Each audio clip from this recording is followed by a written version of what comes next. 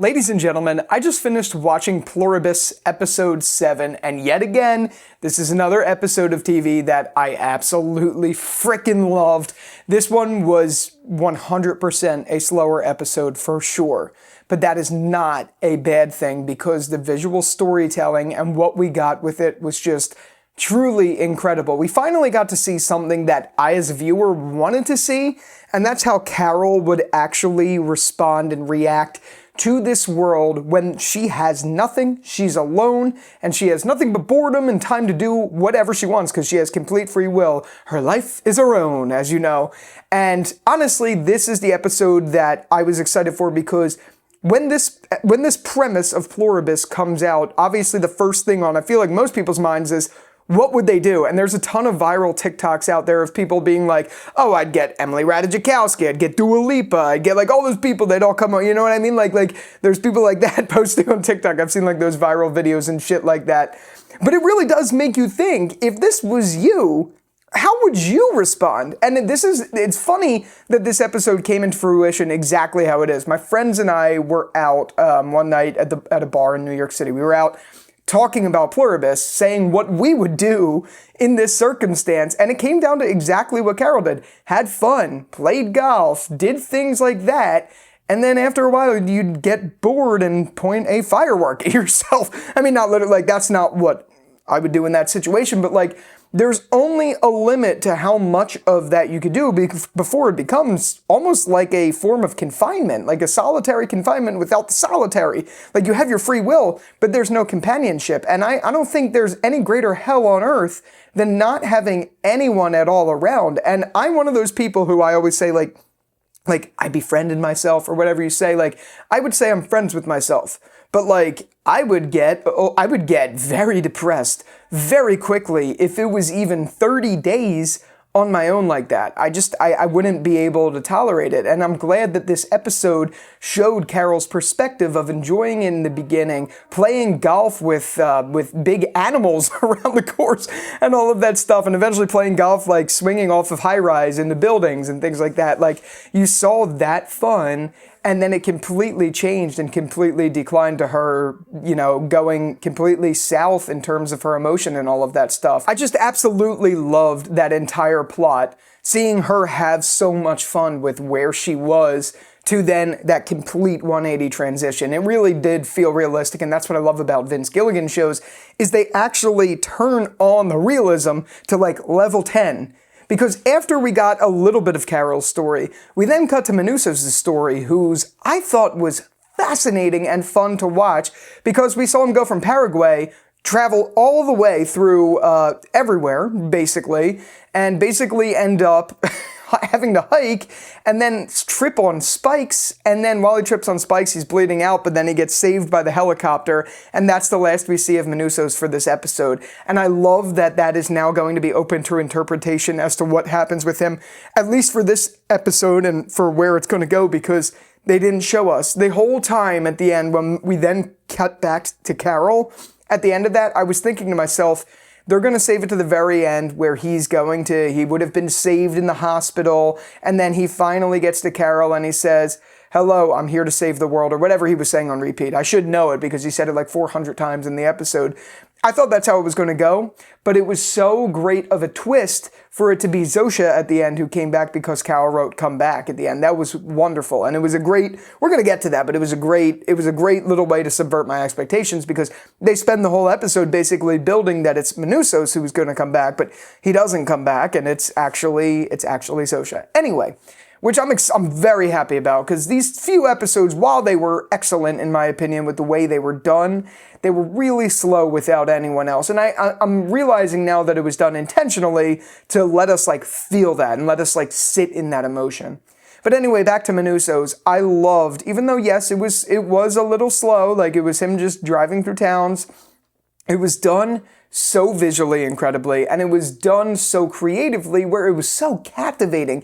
Though not much happened, we were just watching him travel. It was visually breathtaking. It was just like any classic Vince Gilligan shot ever. This entire sequence of him going through from Paraguay on, basically in search of Carol, was absolutely wonderful. And I even love the confrontation before he goes and starts to hike, I should say, where they all confront him and are like, we don't want to interfere with you. We know you want your space, but like, you really shouldn't do that.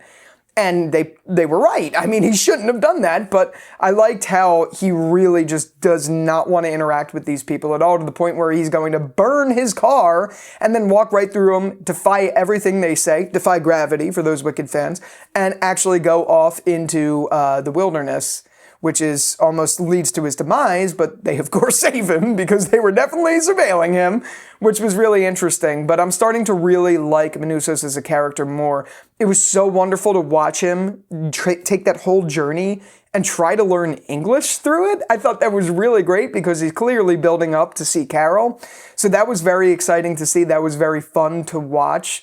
And it just leaves so much now on the table. It really does. And now at the end of it, now with Carol knowing she needs companionship, knowing she needs Zosha back in her life, or even just the Hive themselves back into her life, because she is so lonely without him that she would literally light a firework on herself. When it gets to that point, I feel like this is going to potentially turn a new tide for Carol. She'll probably still be pessimistic in some way, shape, or form, but now she knows as low as she could go, she never wants to go back to that again. And I really, really like that. And I'm interested to see where this goes now, because now Manusos is on a journey clearly to find Carol. I mean, I know what happened with him out in the wilderness clearly was a setback, but he does not want to rely on those people. And now he's forced to do it. Whereas Carol's the opposite. Carol was banned by these people and she had to find on her own that she needed them. It's an interesting juxtaposition where I feel like Carol's going to turn a new leaf, and in a way so is Manusos, but they're still going to want the same thing. And now I'm interested to see where it just all goes from here. It's so good to have Zosha back in the picture because though I would say relatively to the other characters, she's of course not as big as Rhea Seehorn's character Carol and all of that stuff, but like without her, it was really felt. I thought the two of them had a wonderful chemistry, so her presence not being there in these last few episodes genuinely felt missed. And now I'm interested to see what they're going to do. I'm interested to see how they're going to respond to everything that happened, because Zosha was a little bit distant with Carol and was a little bit reserved because she didn't know what was going to happen. And obviously, I don't know how this mind operates in a sense, but yes, they all feel it, but does Zosha feel it more at all because that happened to her? It makes you question so much. And that's what I love about this show so much.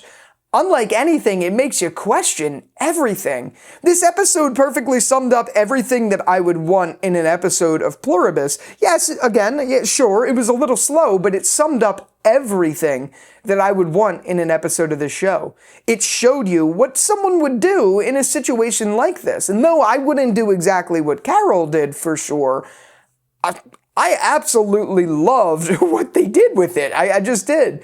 Now, for me, I wanted to talk about this a little bit in the episode. I watched this episode on the treadmill, and I'm thinking to myself as I'm watching this, what would I do if I was in Carol's shoes? What would I do if I was in Albuquerque, for instance, and had solitary confinement, basically? Well, I would do pretty much exactly what Carol did, except more of it. I would road trip. I would make sure I tackled a lot of the country that I never saw in one go. I would do a lot of that because I could sleep out in the middle of the street and no one would be there, no one would hurt me, I would never have to worry. So I would travel around all over and I'd hit some big spots. I'd go to the Big Sirs, I would do all of that. But then I would also spend a day and I'd call them and get Patrick Fabian on the phone, and I would make sure that he powered every single ride in Disney World, and I would be there for a whole fucking week. I would definitely do that. I would have to. I'm a big Disney freak. My girlfriend's probably listening to me recording this and cringing, but I would 100% do that. And then I would hit all the other places. I'd go surfing. I don't know. I don't know what. I would do a lot of stuff, but then I know I would get bored after I traveled the country. I would make sure I hit every state at least once. But the problem is, when you do that, right, you're not seeing anyone. You're not interacting with people, so it kind of takes the enjoyment out of that experience. At least a little bit. Yes, I enjoy my alone time, but not enough for it to be months and months and months. Carol didn't even last. It was 12 days, and then it was 46 days. So she lasted, like, basically a month, a little bit over a month.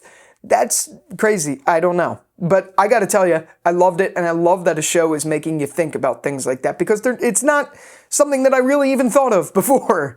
And I'm glad this show is doing that, and I'm glad this feels like a show where we could finally, like, just sit, watch, ponder, and have fun, and let it take you wherever it wants to take you. And each episode may not resonate with you, just like how one of the episodes didn't really with me. But in the end of the day, this show is more thought-provoking than any show that I've watched in a long time, and that's obviously attributed to the great Vince Gilligan. I absolutely love it. I really am excited to see where it goes from here, especially knowing where all of our characters are. And yeah, up until the next one, I will talk to you later. Peace out.